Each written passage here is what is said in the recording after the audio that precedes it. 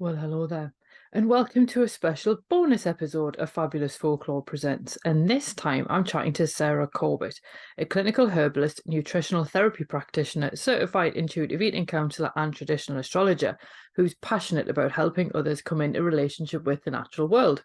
She's the founder of Rowan Sage, where she shares handcrafted, astrologically aligned herbal products, which are excellent, by the way, works with clients in her clinical practice, and guides others on their plant path through educational programs and mentorship. Sarah's work weaves together the old ways with the new to create powerful evidence-based offerings that bring forth ancestral herbal wisdom with a touch of magic and mysticism.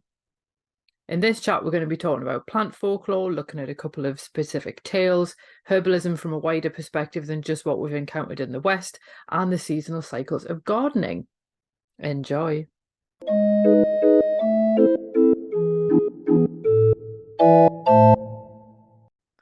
Hello and welcome to Fabulous Folklore. Hey, thanks so much for having me. It's an absolute pleasure. And I think this is a first because I've had friends on before, but I've never had a friend who's also a teacher be a guest. So that's a first. Oh, well, I'm excited. Yeah, I don't know how long we've been in each other's orbit now, but I know that you have taken some classes with me and we've engaged with each other online for a long time. And I remember last year I was just like listening to your podcast, maybe earlier this summer. I was listening to your podcast while I was gardening, I was weeding, and you just kept talking about my programs. And so I was like, hey, thanks. So it's kind of a nice full circle moment. We're going to talk about the plants, and I initially heard you talking about me when you were talking about plants. So It's funny, actually. I think the plant episodes and the tree episodes, weirdly, are actually probably some of the most like perennially favorited ones because other ones kind of can be very seasonal because like who's listening to Christmas folklore in July? I mean, someone probably is, but I always worry when people say that they've binged like all 5 years in a couple of months, and I'm like, oh, you've had a weird experience. But the plant ones are the really sort of they are the really sort of popular ones. Um, and obviously, where it comes to plant folklore, some of it's clearly nonsense. And I'm thinking of like, collecting sort of fern seeds which don't even exist. Um, so because some of the plant folklore is unhelpful, some of it does obviously make sense. So obviously, given you're an actual herbalist, does folklore hold much value to you, or is it kind of sometimes just more of a little, what's the word, like a novelty? sometimes I think it really depends on what the folklore is. Like, folklore can tell us a lot about relationships that people had with plants and what it meant in their culture or in their religious beliefs, their spiritual beliefs, their culinary practices. It can also tell us about like folk medicine practices and historic uses. And sometimes the folklore, like, sure, is a little bit out there, like, is um wearing an amulet of an herb like garlic actually going to keep away the plague? Maybe not. But eating garlic will actually support your immune system and then could help fight the plague. Like, we have all of these different threads of sort of magico medical uses of plants throughout history that has been recorded as folklore, and people will see it to be as witchy or woo or whatever, but really it's like sharing an underlying truth about how that plant operates and how we can work with it medicinally for certain things. So I think folklore is like really interesting, and it's fun, and it's cool from an ethnobotany perspective. Sometimes it corresponds to the actual uses of a plant. Sometimes it's just like, whoa, that's really quirky. So I like to study it, I like to research it, but I wouldn't base my entire like herbal medicine practice off of it. It's just one piece. Yeah, I'm just thinking about the thing about if you hang an acorn round your neck, it'll ward off lightning strikes. That's not something I want to test anytime soon. Yeah, there's a lot of stuff like that. And there's a lot of use of herbs in folklore for apotropaic purposes, for protective purposes. And most of those plants are like really pungent, really aromatic. They have these qualities that um, are protective, maybe on a spiritual sense, but also are like really protective of your health.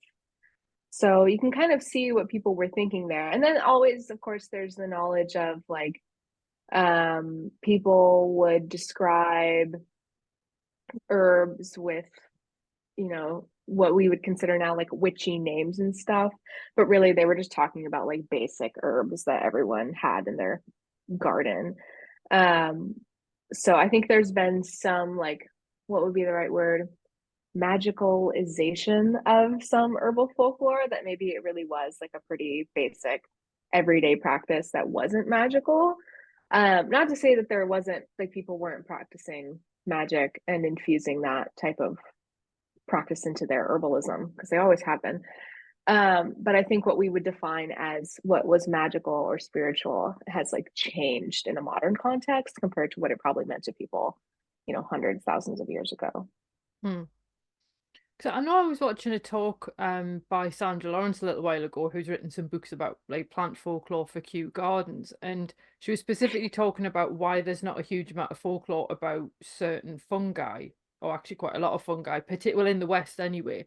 And she was saying that you've got some cultures who are, you know, they've kind of evolved alongside fungi and they kind of know what to use them for, so they've got more stories, whereas there's quite a lot of countries that are almost fungi averse in a way that don't have the stories. And she took the point further to say that cultures that have sort of figured out a use for a plant, tree, or fungus will have more folklore about it. So you could look at dandelions as a good example for that, because then people kind of remember the use in folklore. I suppose that's one where we've got the thing about, you know, if you or different things to do with how you interact with dandelions would make you wet the bed because it's a diuretic and so on.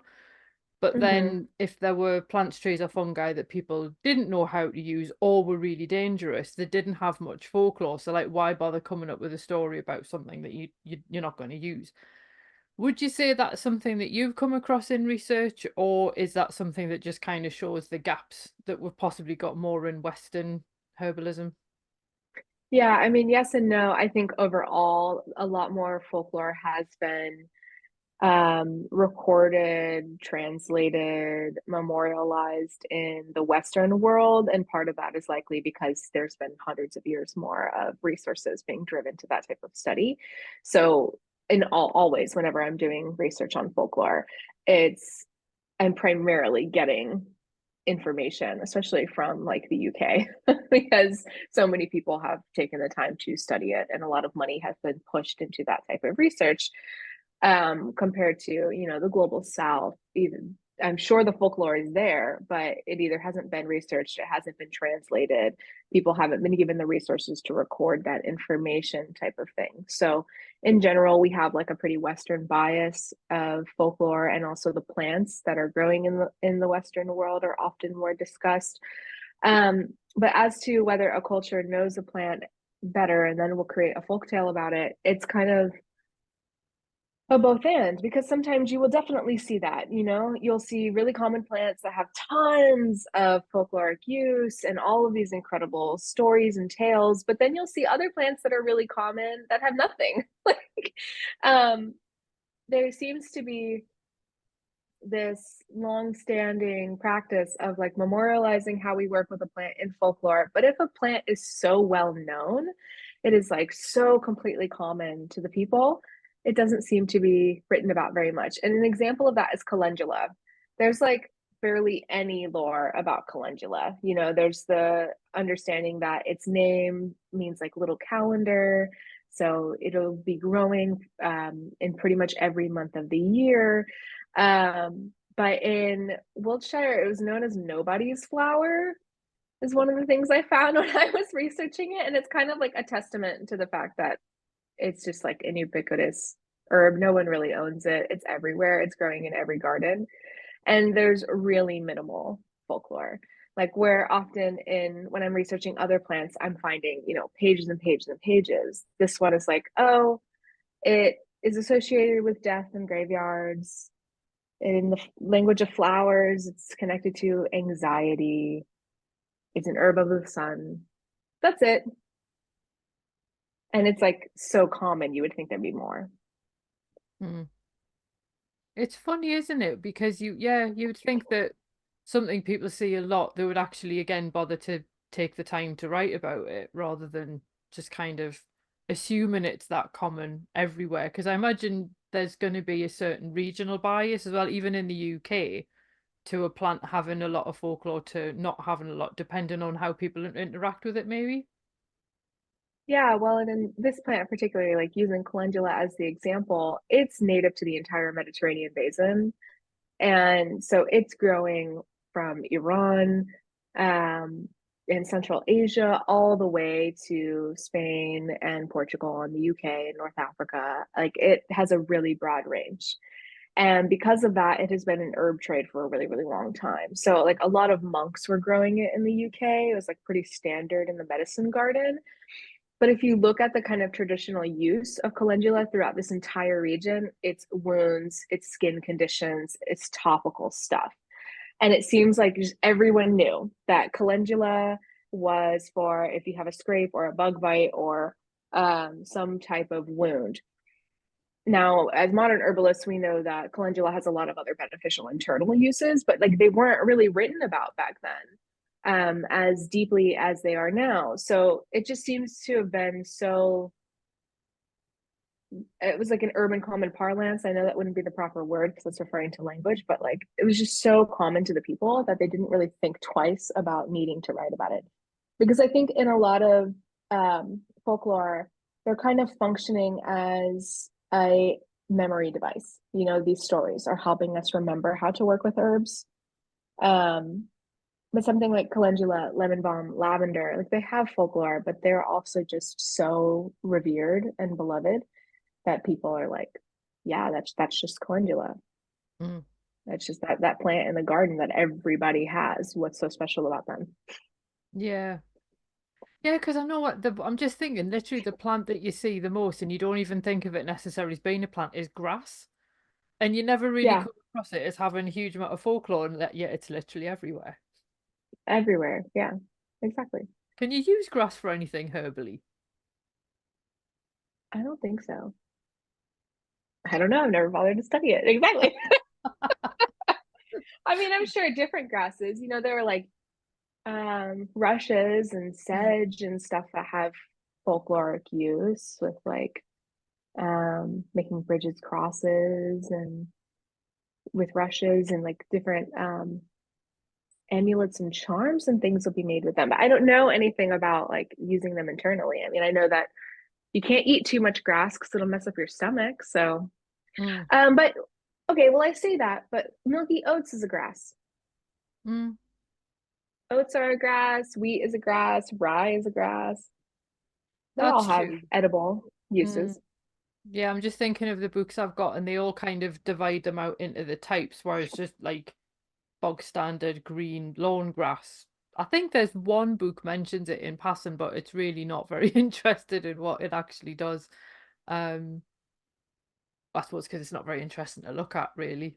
Like, anyway, before I get on about the whole like people just having lawns and nothing else and the whole monoculture of grass, because that's a bit of a problem. Um, and I know this is a horrible question to ask because it's like there's so many to choose from, but would you say that you've got a favorite tale associated with a plant or a plant that has a lot of folklore that you particularly like? I mean, like I love garlic. It has so much folklore. And rose and you know, these beautiful plants. But my favorite folktale that probably no one has ever heard of is about a watermelon. It's about a farmer in Central Asia. It's a like a Uzbek Central Asian Persian folktale about a farmer and golden watermelons. And basically, it's like a parable of on like the benefit of doing good deeds and being honest with your intention and your will. But there's like this farmer. I was told this story growing up by my grandfather. It has been written down, but it basically goes something along the lines of like once upon a time there was a poor peasant who was working hard to prepare his garden. He was plowing his garden in the spring, and he saw a stork flying overhead. And every day when he was out in the garden, he was working and he would always see this stork. And one day when he was planting cotton out in the fields, he saw that the stork was down on the ground and it had broken a leg. So he took the stork in and he cared for this animal and healed its leg, splinted it, And then the stork flew away. And continuously, as the farmer would be out in his garden, he would always see the stork flying overhead to greet him in thanks for what he had done. And one day, the stork came down and dropped 3 seeds, 3 watermelon seeds. And so he grew the watermelons, and watermelons are like really important in Central Asia because there's very little water, and like we primarily dry farm there. So they hold a lot of water. They're really important for hydration in the summer months. They're like a really important crop. But the farmer grew his 3 watermelon seeds. And finally, when the watermelons were ready to harvest, he cracked one open and it was filled with gold coins. And then he cracked the other 2 open. They were also filled with gold coins. And finally, this peasant farmer had wealth. And so there was a rich farmer down the road who saw this guy's golden watermelons and was like, whoa, dude, how did you get these gold coins? You just like grew some watermelons and you got gold. And so the farmer told him the story of the stork and how he nursed the stork back to life. And so the rich farmer was like, wow, I could triple my wealth if I could just find this stork and get these golden seeds. And so he's out in the fields and he sees the stork and he throws a stick at him and breaks his leg. And he takes the stork in and he cares for the stork and he splints the leg and he fixes him up and sends him on his way. And so then later the stork comes back and he drops only 2 seeds in the palm of his hand. And the farmer is still so grateful. He's so excited to grow these golden watermelons. He plants them in the ground and waits for several months before they fruit and cracks open the fruits, and a nest of hornets flies out and stings him all over the face. And he realizes that, he made a major error. The stork punished him for harming the stork, while the other farmer was now luxuriating in his wealth. And so it's like a story about relationship with the wider world, but also that when you are working from a place of honesty and genuine care for nature, you will be rewarded, versus if you are just trying to increase your bank account or increase your status or wealth. So I love that story. I didn't tell it very well. I could tell it more poetically, but that's the gist. I mean, you got to admit, cutting open a watermelon and having hornets in it, that's quite hardcore, I think. Yeah. Yeah. The stork was like, dude, you broke my fucking leg. This is Yeah, I what you just like, get. when you said that, it was just like, what a horrible thing to do. Then when you get the hornets, you're like, oh, you deserve that, mate. Yeah. And so he just gets like stung all over and is just lamenting, oh no, what have I done? There are a lot of stories like that in Central Asian folklore where it's like there's some plant being featured, someone does something really virtuous, someone else does something really shitty. And then the story like always ends with your grandparent or an elder saying some type of poetic colloquialism about how like I can't remember some of them now. There's some really funny ones in Persian. That's just basically like, stupidity will be rewarded with more stupidity or suffering, or an honest man is the only trustworthy one, things like that. So there are these tales that teach us about morality, but they always have this connection of like caring for the land in some way that I think is a really lovely thread of ongoing reverence for nature that exists in the culture. And Yeah. watermelons have so much different folklore to them too. They're a symbol of so many different things, but in like Persian cultures, they symbolize health and well-being, which is wealth if you're a farmer. They keep away the illness of winter, which is why they're commonly eaten on Yalda night, which is the winter solstice celebration in Zoroastrianism. It's a Zoroastrian celebration, but now it's just like a cultural one. And it's thought to immunize the body to the cold weather of winter, which I think is interesting because watermelon is cold and wet, and winter is also cold and wet.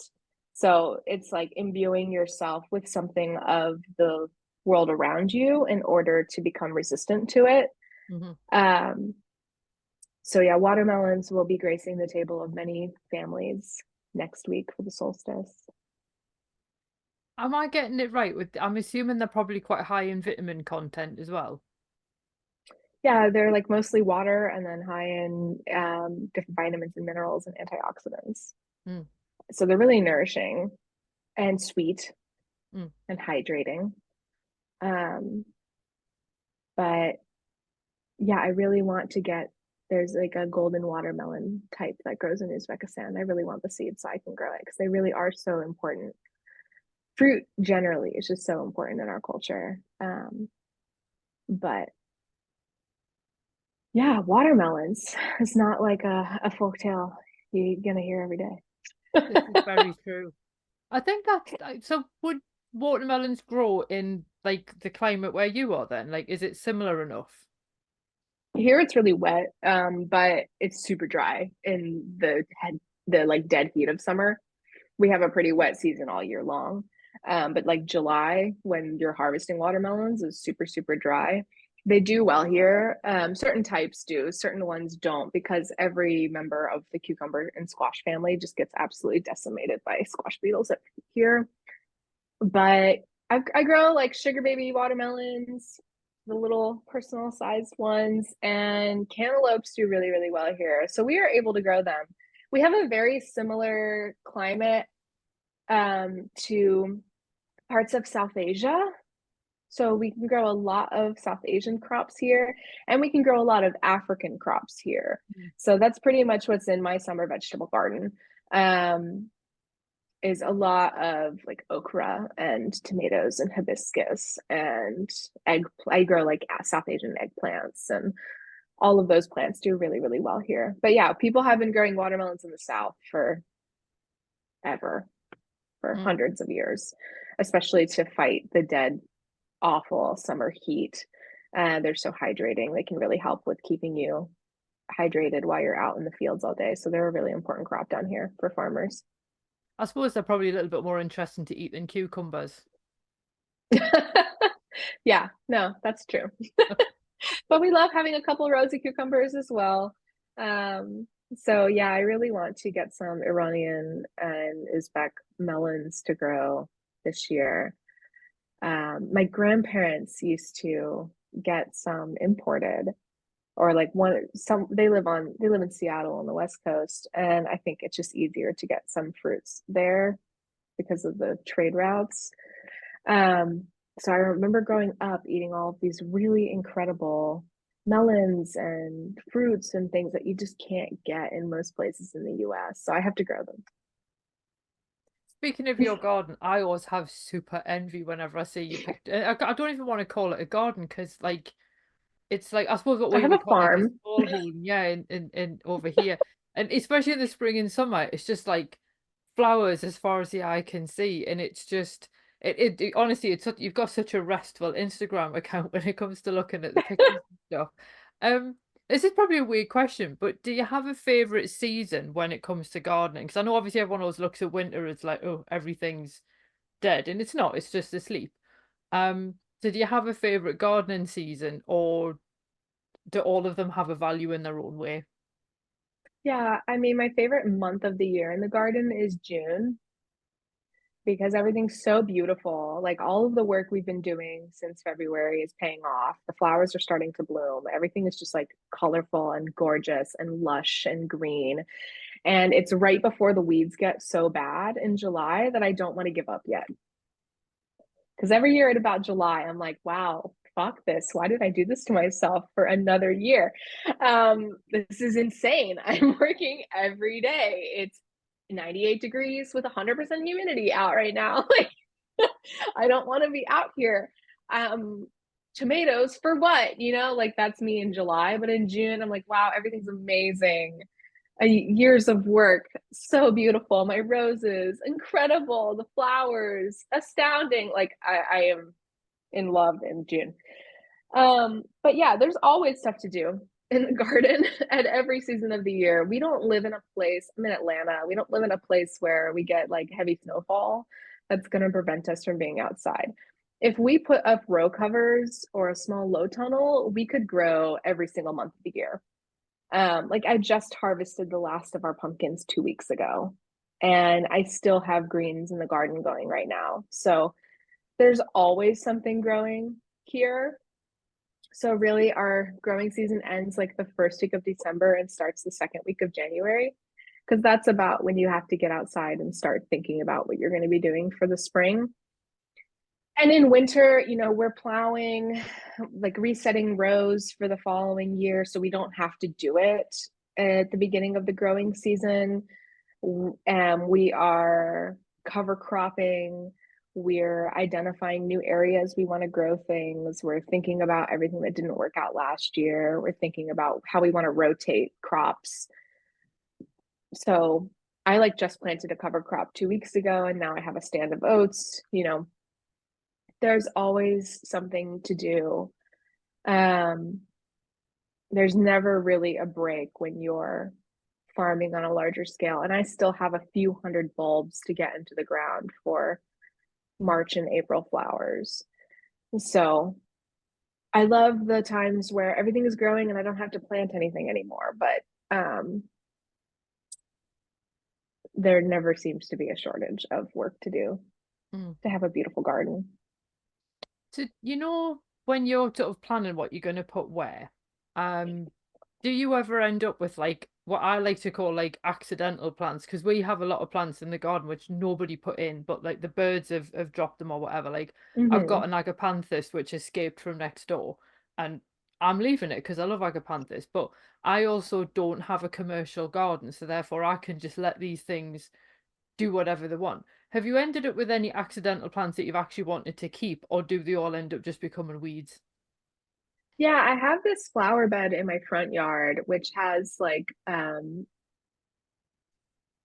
dahlias and zinnias and oh my God, ranunculus. I was like forgetting their name, even though I know them very well. Ranunculus planted in this front garden bed, and I also have saffron and tuberose. And that's like what's planted there. So in the spring, it's beautiful ranunculus, and then in the summer, it's like dahlias and zinnias. But every single herb I grow in my garden have somehow appeared there. So there's like skullcap in there, there's burdock in there, which has to go because the burdock gets too big. There's catnip and lemon balm and mint, and like all the birds tend to eat my zinnia seeds. And so I think that they're just like dropping other seeds when they're over there snacking in the fall. And I don't mind it. It's become this like beautiful little wild bed of a little bit of everything. And so I just leave it. If plants start to crowd each other out, I'll remove them or I'll move them somewhere else in the garden. Now, this year on the farm, we just finished our first season up there, and I accidentally let a lot of things go to seed. So I'm sure I'm gonna have zinnias and um, different types of aster family plants like all over that are gonna have to be moved. But it's better to have something planted than to have bare soil. So I don't really mind it. I let my gardens go a little bit wild. I just try to keep paths. As Mm. long as I can walk through the garden, I'm fine with it. But if there's like a random plant growing in a bed and it's not going to do harm to the other plants that are growing there, sure, it can stay. More flowers for me. Fair enough. I suppose that makes sense, really. I think it where I always end up growing are in really bizarre places. Like I've got some snapdragons right in front of the front window, but they're just growing in this tiny scrape of earth on top of a concrete path. And I'm like, of all the places you could have put down roots, you picked that tiny little scrape of earth. And like they're really tall now. And I just let them get on with it because I love snapdragons. But I'm kind of like, if that's where you want to grow, you just crack on.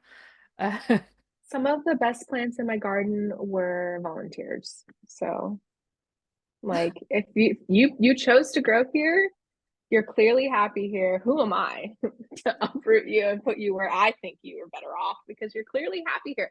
So yeah, I have like migrated some of my garden plans or shifted them based on what plant seems to be happy there. And every year, we're trying new things.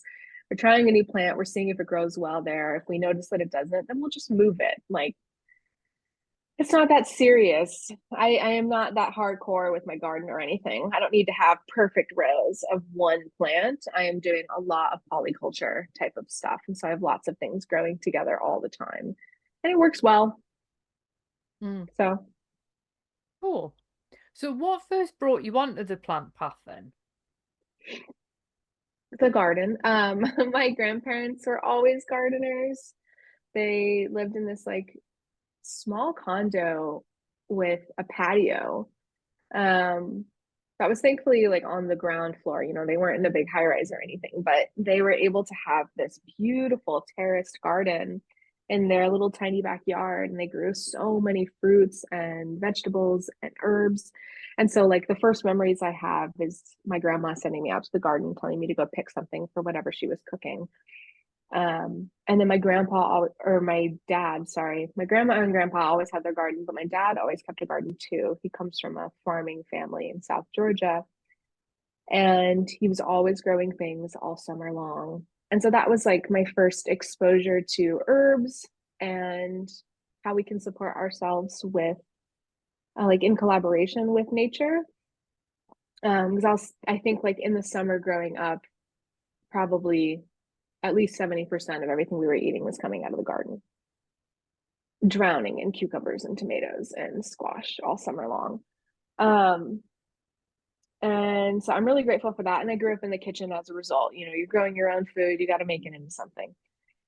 But I didn't really get set on herbalism specifically until I got sick, which I think is a common story for a lot of herbalists. But when I was 16, like 15, 16, 17, I got swine flu and mono in like 1 year. And then I just never got better. Kind of what we're seeing a lot of people struggling with now with long COVID is what I had then, this post-viral illness then. And I ended up developing an autoimmune disease, and I was sick for years. And we went from doctor to doctor, and they just like ignored me and called me a hypochondriac and all of these common things that chronically ill people get told. And then I saw a naturopath who worked with Chinese herbs, and he had me on all these intense formulas. But I was reading the back of one of my formulas at one point, and it had Plantago major in it, which is just common plantain. And I was like, oh, I know this herb. It's growing all over my backyard. At that point, I was doing like some light foraging. I had gotten just into mycology and was running around where I grew up picking chanterelles and black trumpets and all of these beautiful mushrooms. And I'd come across plantain because it's everywhere. And so I started harvesting it from my backyard and drinking it as a tea, and experienced such incredible benefits from such a simple, common herb. And then was like, wow, I could be an herbalist. Like, I could do this. This could be what I do with my life. And then I just kind of decided on that and never looked back. I got a degree in something else, you know, but every day in college, I was still sitting in the library reading old herbals. So I just kind of got hyper fixated, and herbalism became my special interest, and here I am. That's really helpful though, and I think it is, on one hand, I think it says a lot that as cool as Western medicine is, that there's still these like pockets where they can't really do anything because nothing's been studied enough. But then there's this practice which is kind of like, hello, I can help. Um, and I mean, I had a problem last year with my gut, and the only thing that soothed it was fennel tea. And it's kind of Mm. like, well, that's cheaper than medication. So it's now And become like so this thing. simple. Yeah, it's so simple.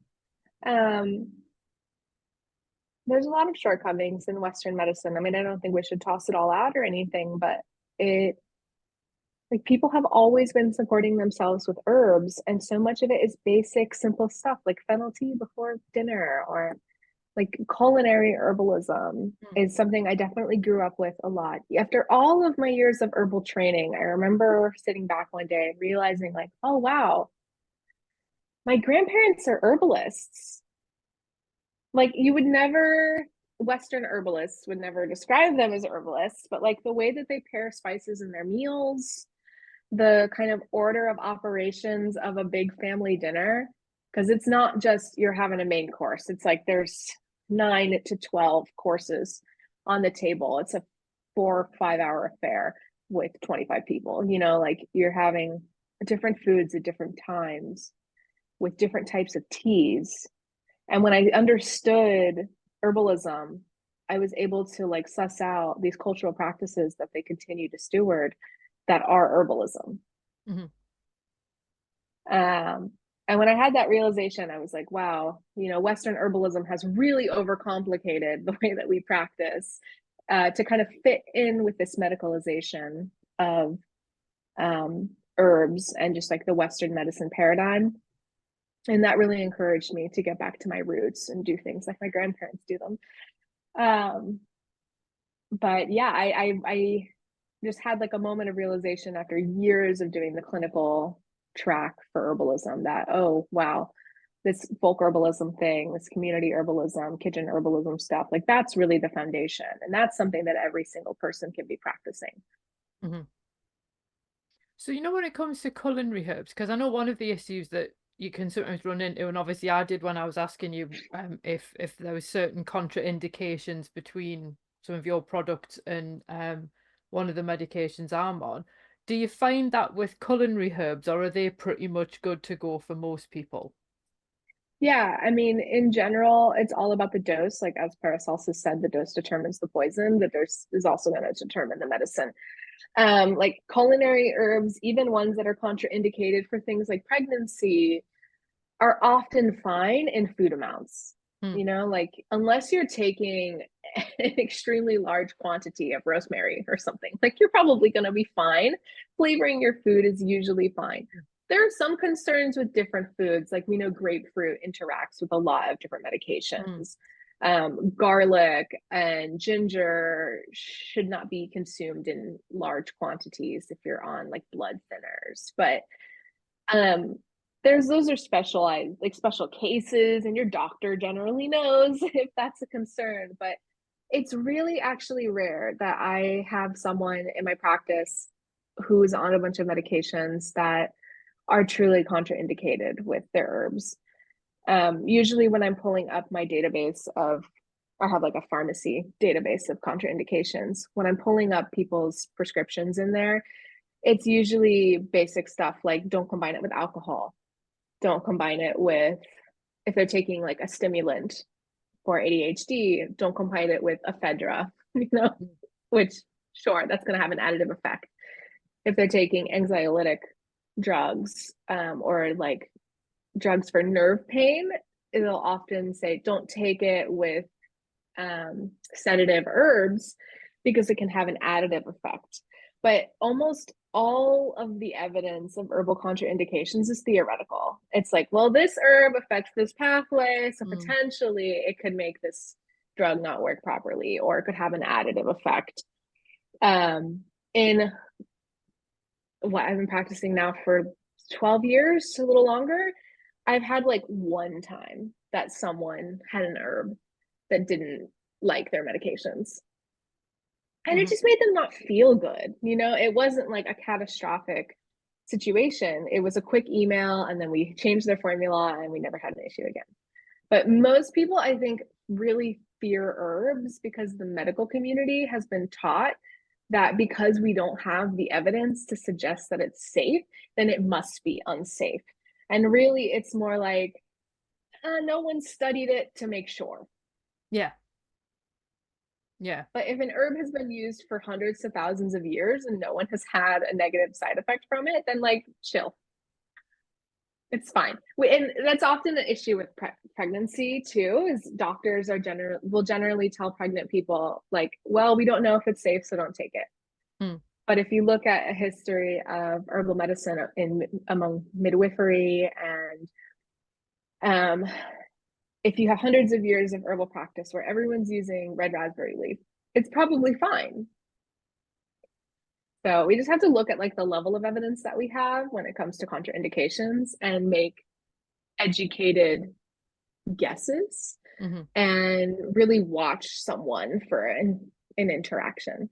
Herbs also themselves have side effects. So, culinary herbs, like you eat too much garlic, you're going to have garlic breath. Yeah, I kind of It's really, imagine like if you're gonna have like too much ginger, you'd have to actually just be gnawing on it like it was, you know, you have to yeah, have a you have to huge make a amount. decoction. Yeah, like you're not going to you might put too much ginger in your stir fry, but then it's just going to taste really spicy. Like it's not going to hurt you.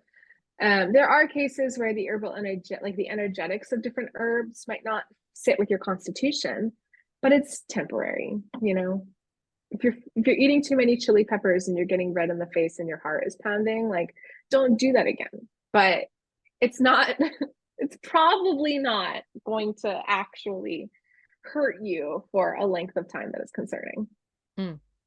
So bearing that in mind, are there any plants, trees, or fungi that you absolutely will not work with, or do you think everything has its use at some point? I think everything has its use at some point. I'm careful to avoid endangered or at risk herbs just because I can usually find a substitution. Like Trillium, for example, is one of my absolute favorite plants. It grows all over my bioregion. I grew up on acreage that the whole hillside would just be covered in pink trillium in the spring. So they're just like a really important plant to me, but they're at risk and I don't really need them for their medicinal uses. I can use other plants. Like it's specifically indicated for situations that I rarely actually come up against in my practice. So there's some plants like that where I'm like, oh, I don't want to disturb you. I can use a more common alternative. That's fine. And then there's plants that are like straight up toxic that I wouldn't use unless I was in like an apocalyptic scenario, you know? Like I think it's important to know how to use foxglove and lily of the valley and belladonna, you know? But I'm not gonna go use those. Mm. I don't have a reason to, you know? If I'm in a situation where there's no access to heart medication and someone's having congestive heart failure, like I want to know how I could use them, but I don't really foresee those circumstances happening in my life currently. The medication that is made from foxglove is like very cheap. So, Mm. but a couple of years ago, I was really curious about digoxin, which is made from foxglove. And so I watched hours and hours and hours of video of chemists synthesizing it from the plant to see how it was made because it's interesting. Mm-hmm. But yeah, I'm not gonna go give people drop doses of lily of the valley. Mm-mm. Well, that's good to know. That's like a really great way to get hit with a malpractice type of situation. But I think it's important to know every plant has uses, whether we can benefit from them or they're supporting their ecosystem, you know? Um, and I'm not afraid of plants. I think some herbalists fear our more toxic plant companions. I'm not afraid of them. I just would only reserve them for certain situations. And herbalists all the time, we work with low dose botanicals that are considered toxic in certain quantities. And we just have to really respect what they can do and what they are capable of Mhm. and kind of keep them on a different shelf of the apothecary. Yeah. Oh, I know, because I mean, I love poisonous plants, but my only real experience with one, we had lily of the valley in the garden, and it was at the base of a cherry tree, and it actually killed the cherry tree. So that's my Oh, overbriding kind of thing of what lily of the valley's like. So I'm just like, not for me, thanks. yeah. I mean, I think some people are a little overcautious with like I grow datura and my they get quite large and stunning. And people are like afraid to touch it. And they're like, you're gonna get poisoned just from touching the plant. And I'm like, dude, if you like fondle a leaf, you're gonna be fine, you know? And I some people are more sensitive to its alkaloids than others. Some people like report feeling sick from just smelling the plant. But in the middle of the summer at midnight, I'm out in the garden like huffing the datura smell. I think it smells so good when it first blooms. Then it starts to smell like rotten corpses and peanut butter for some reason after several hours. It's a very strange scent that it takes on, but people are like, oh god, you shouldn't be smelling that flower. And I'm like, gee, like to each his own. I'm all about datura. And I would work with it medicinally in topical ways if it was well indicated, but I mostly just grow it because I love it. I don't grow it because I'm trying to poison someone or use it medicinally. Just thinking about it, we've actually got rhubarb in the garden. I hate rhubarb. I've never liked it, but my parents really like rhubarb crumble. And obviously the Mm-hmm. main stalk part of it is fine, but I wouldn't want to be eating the leaves.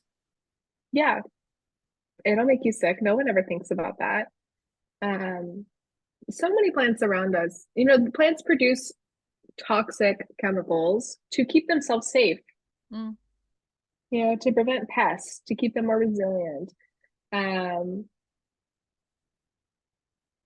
they're just trying to vibe and live their lives, and they just happen to make these toxic things that our bodies don't like. But most of them can be worked with in some way. mm, I'm not advocating for people listening to this podcast to just go jump on toxic plants. I think there's an exotification that happens with toxic plants where people are like really attracted to the intensity of them and think that some plants are somehow more interesting or better than our everyday culinary herbs because they have this intensity. And really, they're just like another plant on the scale of different plants that we might work with. mm. Yeah.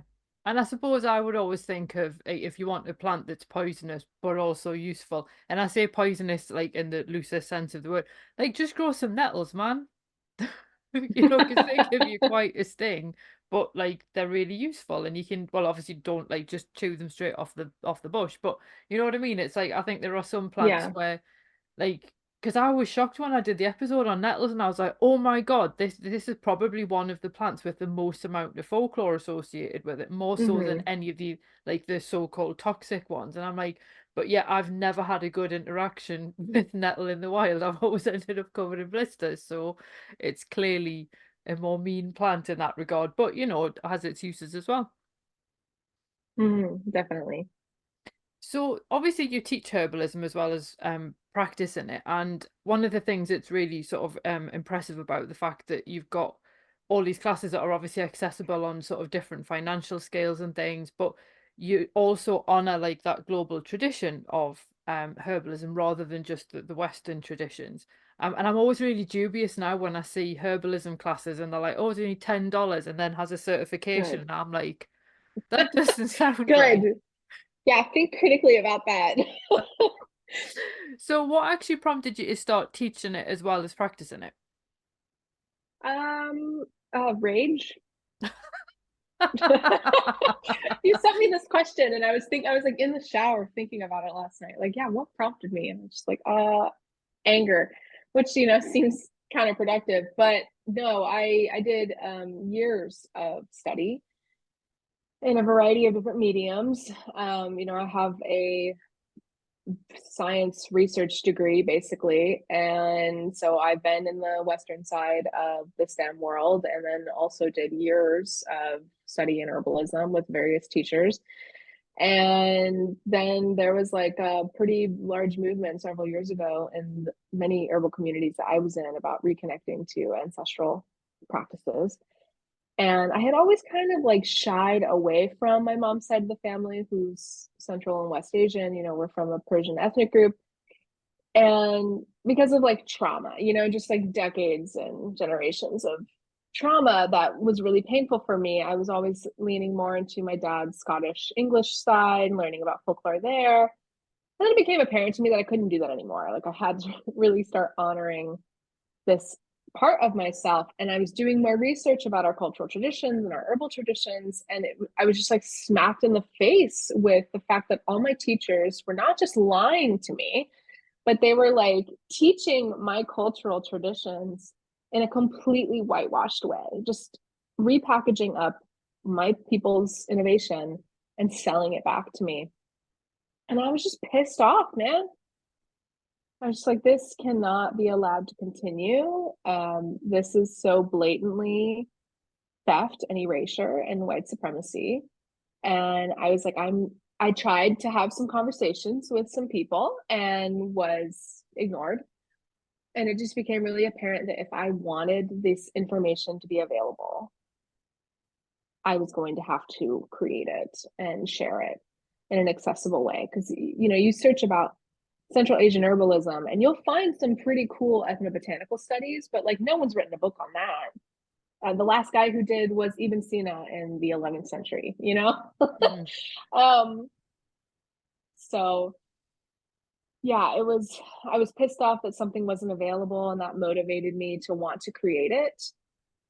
But also I've always been a teacher of many different things. I started teaching horseback riding and music when I was in middle school onward.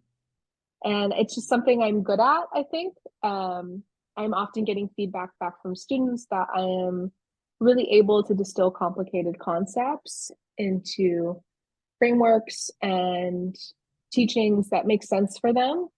Um, I'm able to organize things and find patterns and really create like a system that will help people learn. Um, and so I like it. But yeah, that core motivation was no one else is going to make this. So I'm going to have to do something about it. Yeah. I also just generally enjoy teaching more than I enjoy doing clinical practice.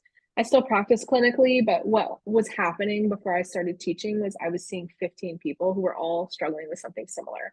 And it was starting to get annoying. Bless my clients' hearts. It's not their fault. It was starting to get annoying that I was spending, 15 hours every 2 weeks having the same conversation. I was Mm. like, oh, I should just turn this into a class because clearly a lot of people are struggling with this. I would be more effective.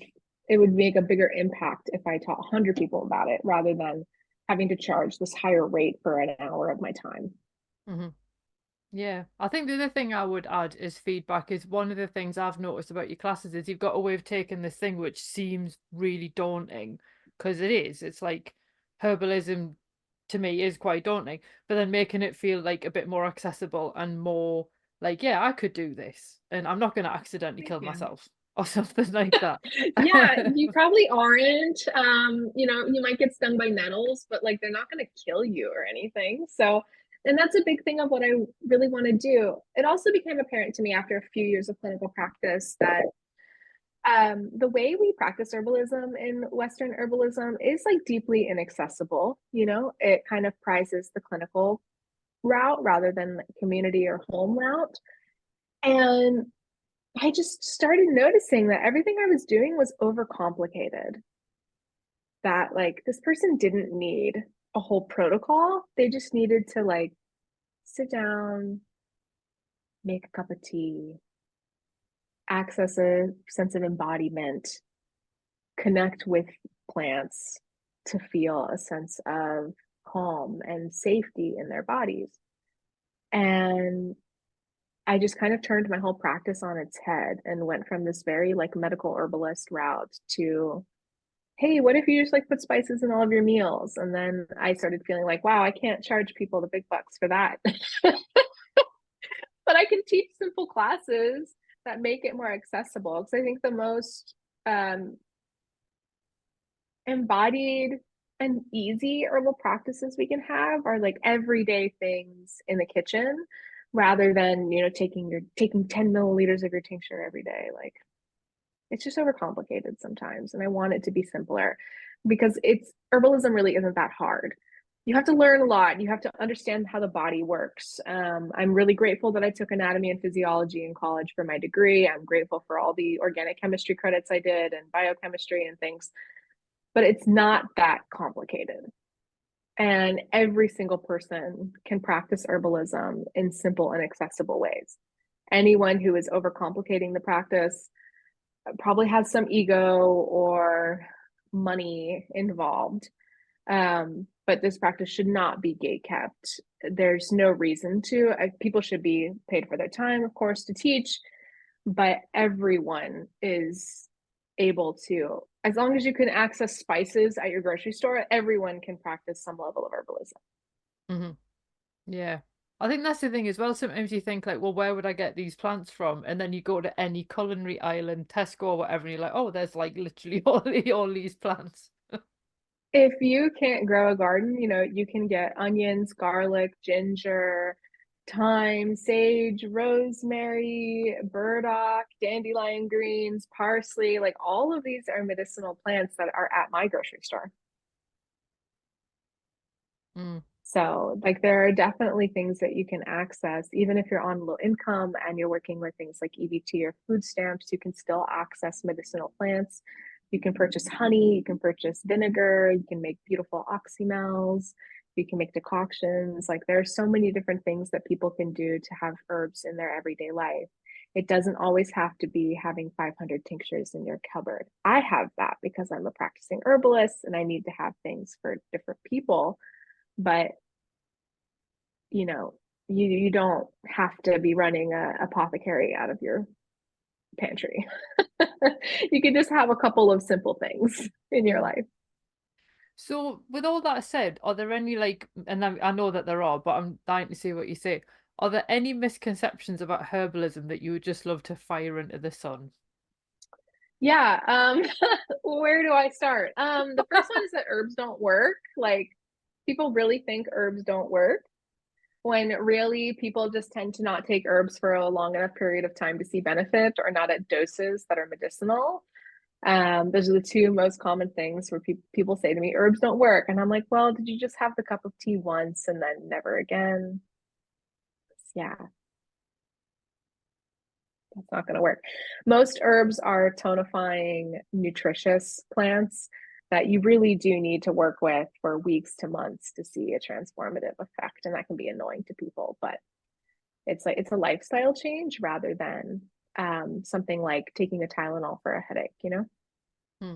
And then also, herbs are full of constituents. They are full of chemicals. Like, everything in our life is made up of chemicals. Herbs are full of chemicals. People have been doing scientific research on those chemicals for years. Of course, they work. We know they work.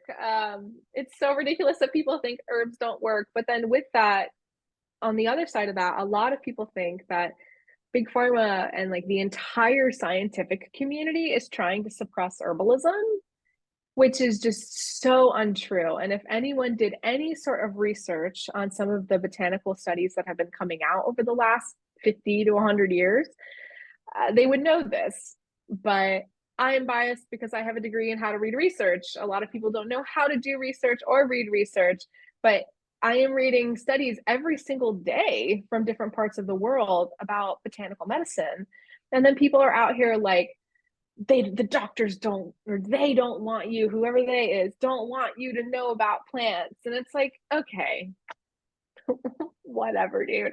Maybe in America, and I think in some parts of Europe, they have a little bit more suppression of herbal medicine. But in the entire global south, they're doing incredible research on botanicals. And herbalism is like a primary form of healthcare for 80% of the world. It's not alternative. That's another one of my things to grow into to throw into the sun. This is an alternative medicine. It's not crunchy. It's not woo. It's not a luxury.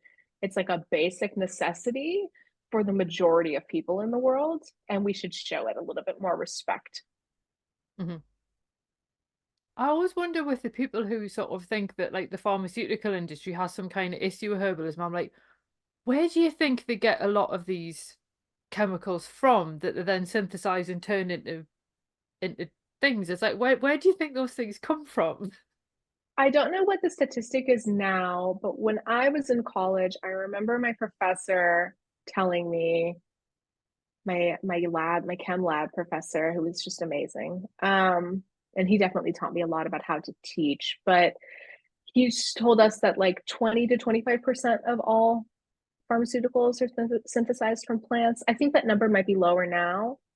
But a lot of chemicals that are used in pharmacy that are synthetic are based off of findings that they found from plants. It is more reliable and easier to use synthetic chemicals than it is to use plant derived ones, because in plants, depending on where that plant was grown, what it was exposed to, how stressed out it was, its level of constituents is going to vary from another plant. So it is really hard to get standardized results from plant extracts. And even if you make the best tincture, you aren't really going to know how effective it is from a constituent level unless you have it chemically analyzed, which is not something most herbalists are worrying about, because we're not really trying to get the most out of every drop. That's kind of a bit of an extractionist view that a lot of herbalists don't have. But I understand why the pharmaceutical industry focuses more on creating synthetic compounds, because they are more reliable. There are definite downsides to that. And the other issue that people often bring up when they say, well, big pharma can't patent herbs, they can't patent plants, so that's why herbalism is no use to them. That's why they're suppressing it. And like, Sure. And yes, there has been a history of suppression of herbalism in America, but it wasn't just because people wanted to suppress herbalism because they wanted to focus on synthetic compounds. It was because of things like racism and cultural genocide of indigenous people and of Black people in this country. Like there was a lot of other factors involved with the suppression of herbal medicine in the States.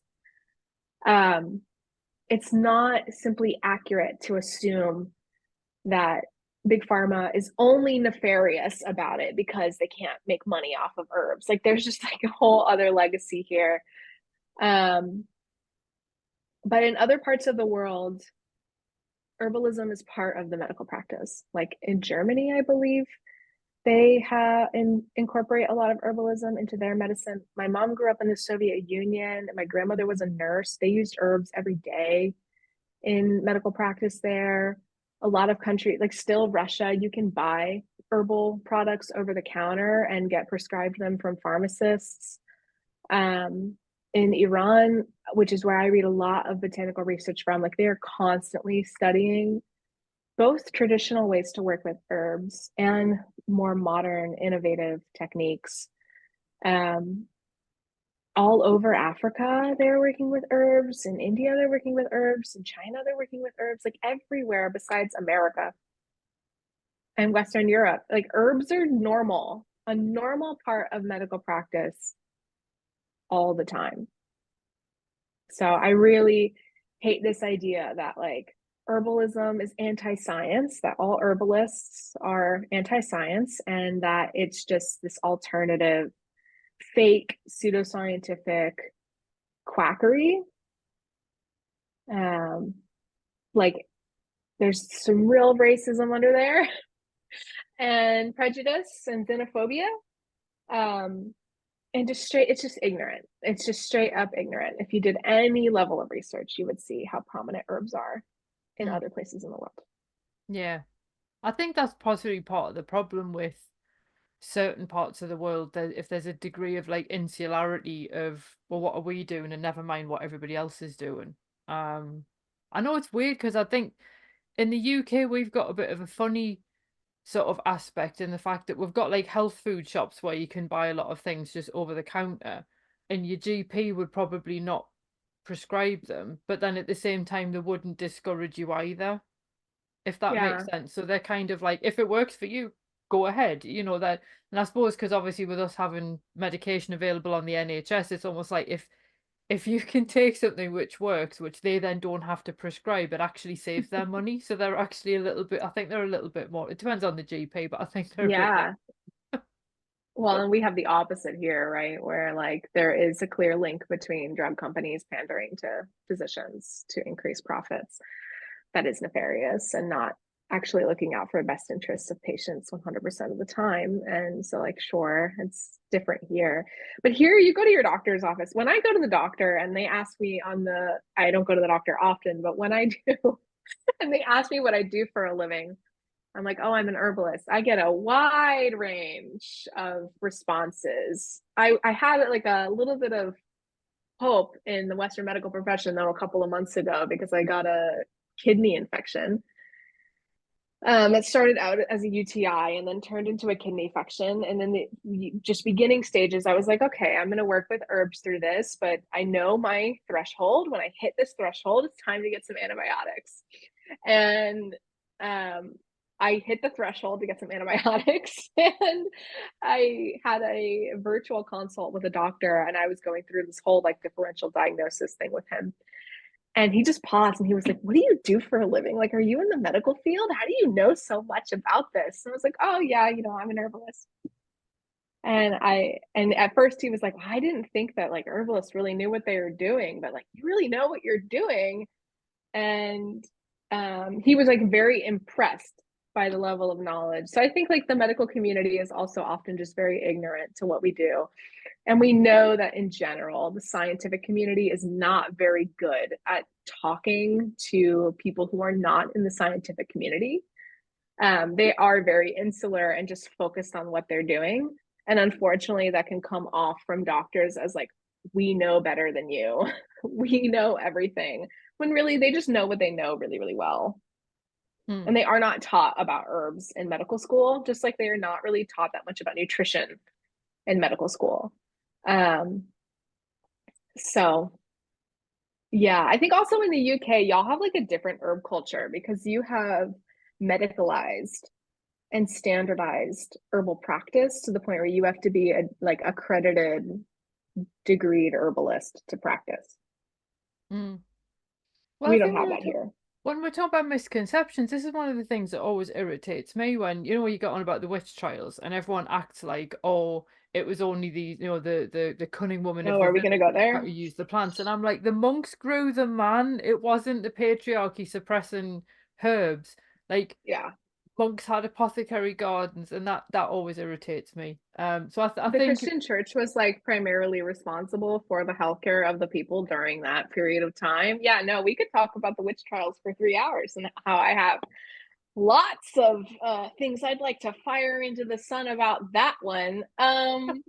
But yeah, no, you were more likely to be helping the people who were inquiring about witches if you were a midwife or a healer than you were to be oppressed for being either of those things.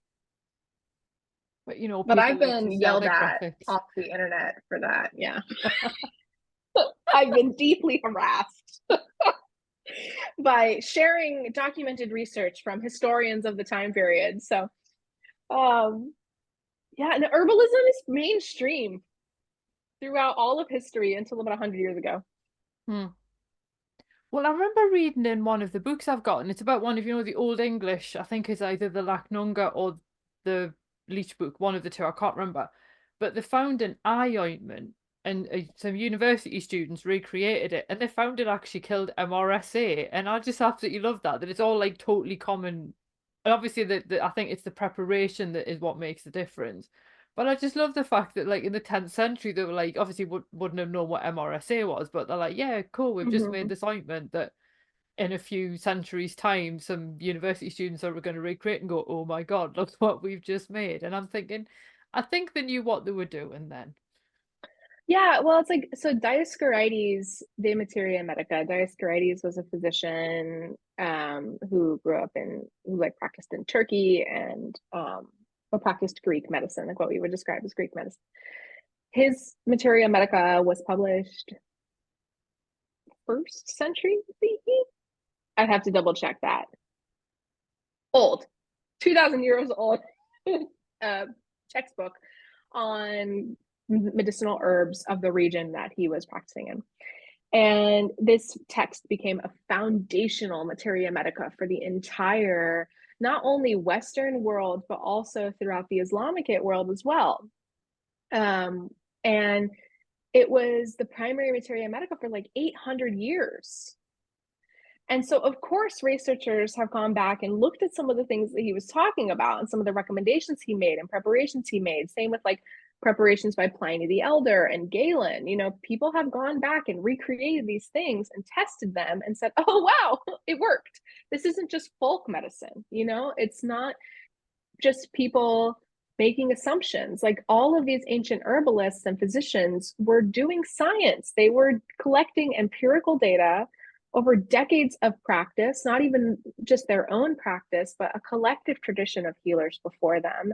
And like, of course, this stuff worked. If humans are smart enough to create a scientific process for today and to continue that to study plants, then they weren't just stupid 2,000 years ago. It is basic reasoning abilities to be able to look at something, test it out, and see what works, and then keep doing that. Mm. So I don't know why people think herbalism is just like super hokey. We're operating off of thousands of years of empirical evidence. Mm. And I think that leads us into my next question because there's so much information out there as well. And obviously, every month in your herbarium membership, you put these fabulous monographs out. And I mean, they're like textbooks on each of these plants. And they're really, really epic. And I'm always like, how do you know where to start when you're researching a plant? We've kind of created a framework now of the sources that we hit. So we'll like scan through the same types of materials when we start out.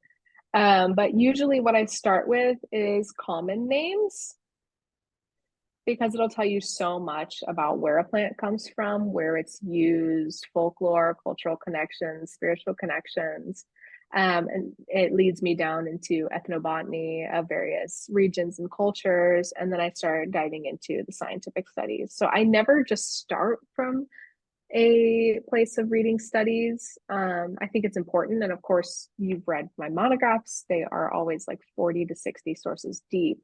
But I really like to look at um, cultural connections to herbs because it just tells us so much. You can see through lines of different cultures having the same uses of different plants and then realizing that they were connected by ancient trade routes. And so you're learning a lot about what was valuable to people and how much they cared for this knowledge and these plants enough to share it across the world, you know? So clearly they played some role in some integral role in these people's lives. So it's kind of where I start.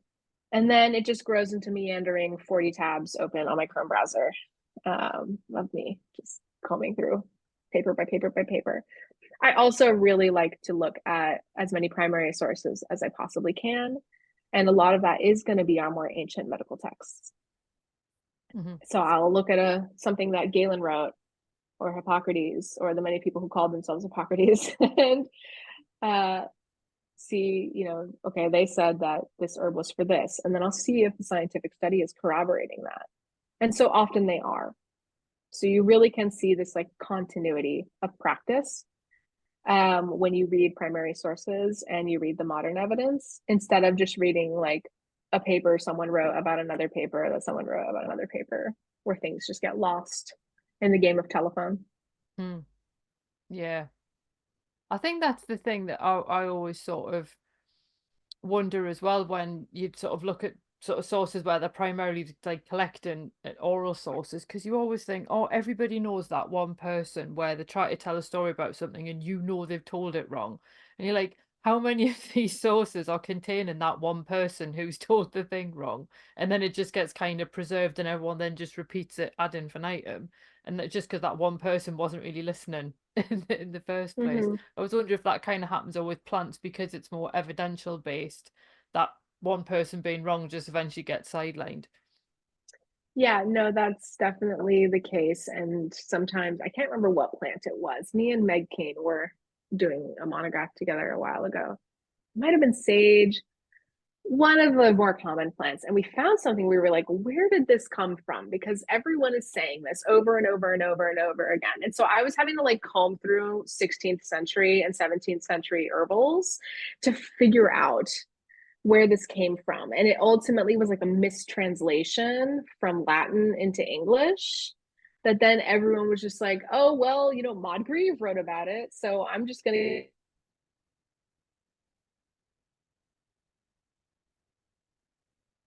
Headphones Yeah, just cut off.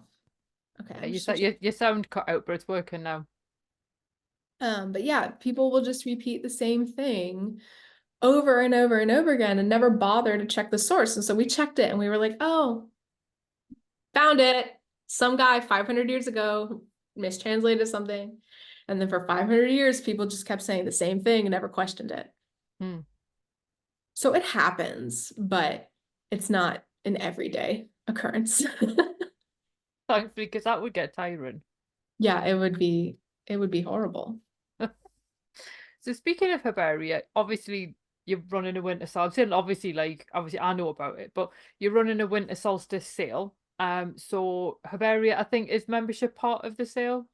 The membership is not part of the sale, but like directly. So we have our Herbaria membership which is a monthly online learning community where people can come in and take classes with us and kind of access our growing database and library is really what Herbaria is, because it has all of our plant profiles and recipes and all of these things. And we're not including it in the sale, but what is on sale in our winter solstice sale are all of our primary programs and our workshops. So we've got 3 primary programs: Vitalist Herbcraft, Kitchen Herbcraft, and Seasonal Herbcraft, which are all on sale.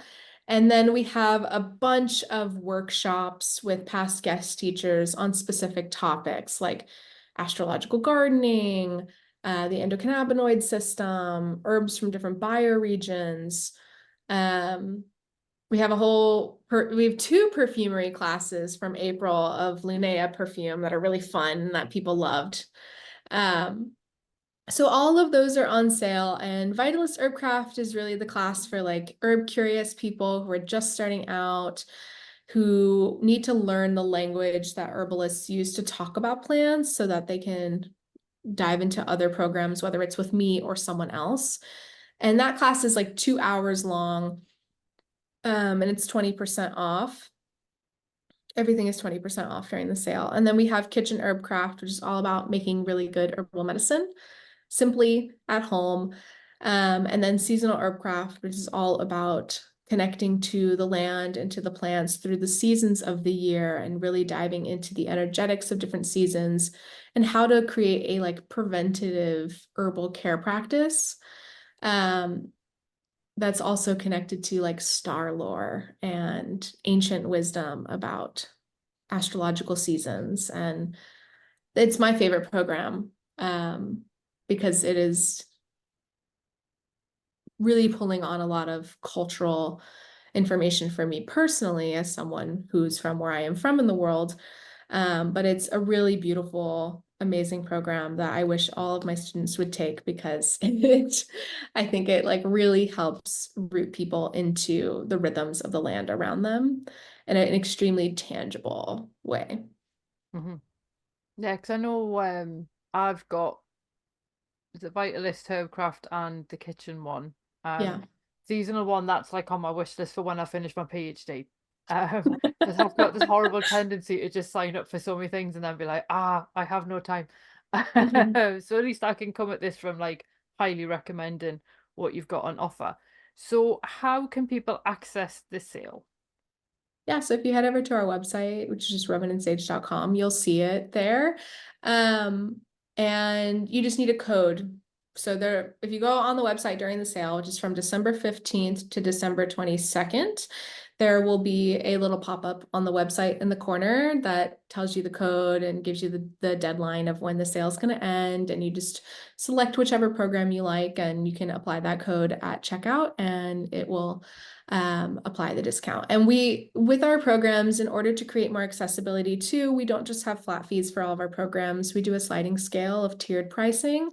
And all of the sliding scale tiers are on sale, and so are the payment plans. So wherever you're at financially, or if you want to, stretch out your payments for 6 months or so, like we've tried to create something for everyone so that everyone can access this type of information no matter where they are financially. And then also you're welcome to like take one class, like if you want to just take Vitalist Herb Craft and see if you vibe with my teaching style, and then pop into one of the other courses before the end of the sale. Like totally recommend doing that. It's a 2-hour workshop. It's a great way to get a like primer on what I'm going to be teaching and how I teach. So if you're just curious, you can always do that. Now, if you miss the sale, we tend to run them around the solstices, so you can catch us next time. But if you're listening to this later, but even if you're listening to this in the middle of March or something and you want to take a course, we always have sliding scale and payment plans available. Mm-hmm. Cool. And the very final, and I think this in some ways is probably the most horrible question I'm going to ask you, is do you actually have a favorite plant? I do. I'm so sorry to all the other plants in my garden. I mean, I love so many. Obviously, I grow over 200 different types of plants. But my favorite plant, my favorite medicinal herb at least, is bee balm, which doesn't grow where you could grow it if you got seeds, but it is a native plant to where I live. It's a native meadow plant here, and like prairie meadows are my favorite ecosystem. But they are so beautiful. They have these incredible pom-pom flowers in all of these different colors. I work with them for my own health issues all the time. It tastes so good. It smells so good. It is one of those flowers in June that's just like bursting open when my garden is so pretty. And I harbor a not so secret dream of turning like a whole corner of the farm into a bee balm breeding patch. so I can just breed lots of new varieties because they're so interesting. And from variety to variety, you can taste and smell this variance of constituents. Like I really wonder what I could create. So that's my favorite plant. And it's one a lot of people don't know. So I also love to teach about it because it is just such a like unique bioregional plant to where I live. Mm-hmm. Cool. I'm gonna have to look that up further because like I know I've looked it up before to see what else it's called, and I think I knew it by one of the other names, but I've never actually. Monarda is its scientific name. So yeah, bee balm. I think in the UK y'all call lemon balm bee balm. Do we? Oh, okay. So that's one of lemon balm's common names too. But the bee balm I'm talking about is Monarda. So like Monarda fistulosa, Monarda didyma. We did a monograph in Herbaria, so you can go read it. There's a lot of monographs in Herbarium. So There's 40 now. With the olive monograph we published last week, we hit 40, which is wild. We've written like a massive textbook in there. People keep asking me when the book is coming out, and I'm like, will they let me publish a 12, like multiple 12,000 word monographs? Because I feel like my editor would just cut it down by 2/3. But yeah, we've written 40 monographs in there on really accessible plants, a lot of culinary plants. And it's just going to keep growing. We are going to continue to publish one once a month for a while. We have a never-ending list. I have like a list of 100 different herbs I'd like to write about. So it's just going to keep growing. To join the membership then. Yeah, the membership is great. I mean, it's $29 a month. Even without the sale, it's a great rate. And there's like over $900 worth of classes in there for free that are all captioned, and you can just have them over your morning coffee, like watch them over your morning coffee. There's over 140 recipes that I keep adding to, culinary and medicinal. We're writing some pretty great written guides in there for how to support different ailments. And like one we have coming up is herbs and pregnancy, which is such a big area of concern for a lot of people about contraindications, like what we were talking about.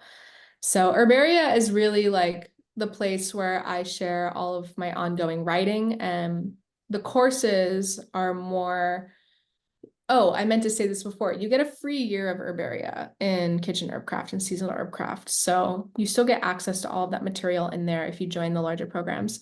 But those programs are really more focused on like giving people a framework on how to become a confident home herbalist. Herbaria is more like ongoing study hall. Come hang out with us, see what's new for the month. And the plants that we share every month are always plants that are either like you can harvest them at that time that we share them, or they would be easy to procure. We never do anything super off the wall because I really want to make sure that everyone in there can access the plant we're working with. Like we just did olives.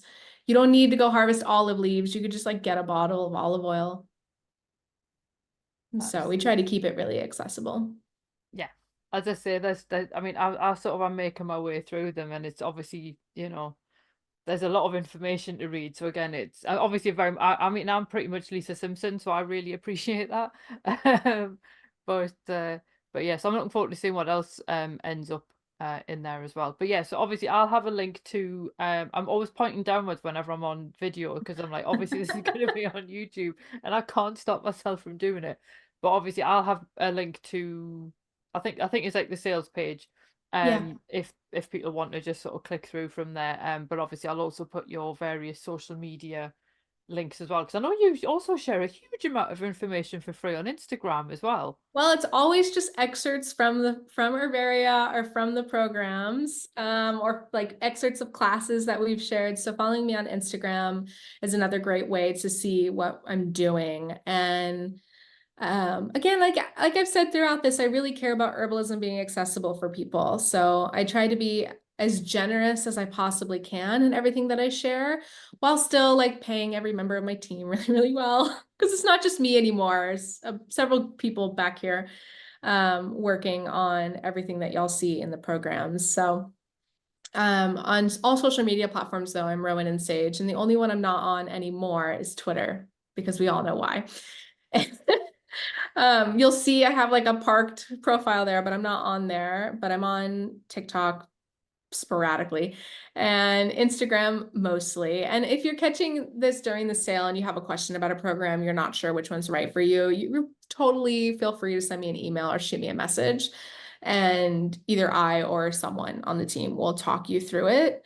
But if you're catching this even after the sale and you're curious about a program, you're always welcome to reach out. I love helping people get connected to classes. I know a lot of your listeners are probably in the UK, and some people are probably going to ask, is the class going, are any of my classes going to help them become accredited medical herbalists?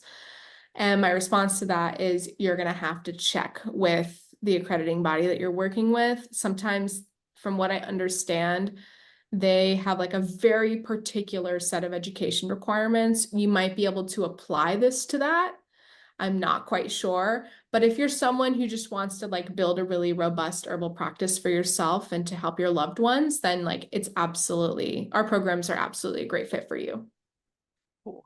Excellent. And weirdly, I think a lot of my listeners are actually in the US. There's quite a few in Canada. And yeah, the UK, and then quite a few in Germany. So it was a good thing that you mentioned Germany earlier as well. Yeah, and we have students all over the world. They're all online and they're all self-paced. So as long as you have an internet connection, you can come and hang out with us and learn about plants. And like I said, I'm trying to teach about plants that anyone could grow. If you live in like a temperate climate, you can probably grow some of the plants we're working with or procure them. You could buy most everything that we're studying at the herb shop. Sometimes I'll dive into more specific plants like saffron, which not everyone is going to be able to go buy a medicinal quantity of saffron, but I love the plant and I grow it and it's easy to grow. And so I wanted to write about it. But mostly, you know, we're talking about nettles, red clover, sage, lavender, bee balm, like all of these really beautiful plants that most people can access. Mhm. Cool. Well, it's been absolutely lovely talking to you. After so long of taking your classes. Not that I'm like dropping hints or anything. But thank you very much. Yeah, thank you. Well, thanks for listening, and I hope you enjoyed that episode. If you did, feel free to leave a review wherever you listen to podcasts, because that helps other people find the show too. It also takes between 4 and 6 hours to research, write, record, and edit these episodes, so if you want to help support my time in doing that, then you can buy me a coffee. Or you can join the Fabulous Folklore family on Patreon and enjoy extra benefits, including exclusive episodes and articles, and even illustrated talks. All the links you need are below, and thanks in advance.